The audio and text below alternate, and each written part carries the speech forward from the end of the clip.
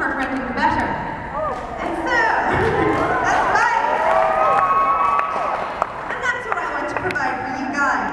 Now, in the earlier panel, I agreed to kill the least popular person on the panel. However, I was almost unanimously voted the least popular person on the panel. And at lunchtime, they fell on me like wolverines. I still have some scars under these clothes. But then they realized that they need someone to moderate this, so my life is spared. But unless I can convince you guys to elect another person to be murdered, I think they will kill me before dinner. So I'm hoping that you see fit to spare me and kill one of them. And so on to my introduction of these bad people who deserve to be murdered. There's little Bray, little devil dancer Bray.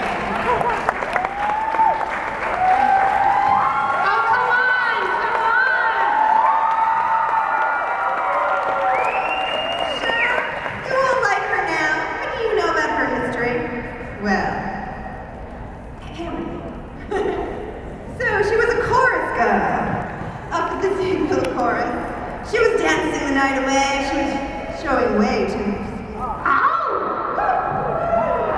And then one day, she got the lead role because everyone else in the theater was, as they say in the business, deceased. Bad egg sandwiches. And then she went on to star for 5 years in the Broadway show All Liver All the Time, or Else. Which was very popular, but it was still a bad thing to do. Just putting that out there. Perhaps you'd like to tell us a little bit about your book. I just want it noted that for such a bad person, I held that chair in place because I love you, Sarah. And because when you get up on that chair, you scare me. So yes, The Diviners is the first book in a 4-book series. I call it 1920s Avengers, because I'm a Joss Whedon fan. And it is about a group of teens. Why don't you call it the Joss Whedon Firefly? Because it doesn't take place on a ship. Yeah. I'm just saying, why would you pick Avengers when you said Joss Whedon? Never mind. Clearly you haven't read Diviners, but I'm going to overlook that. Fine. So shiny.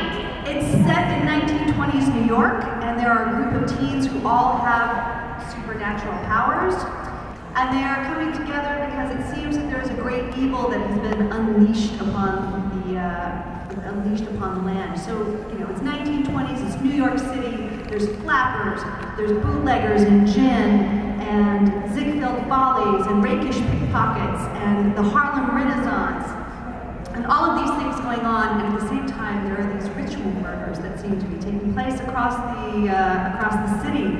And Edie O'Neill has come to stay with her Uncle Will, who runs the Museum of American Folklore, Superstition, and the Occult.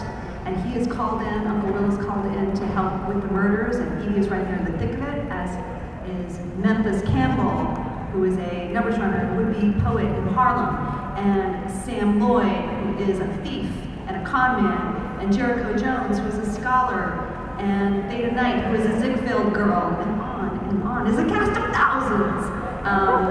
Anyway, bad things, man, bad things. Bad people.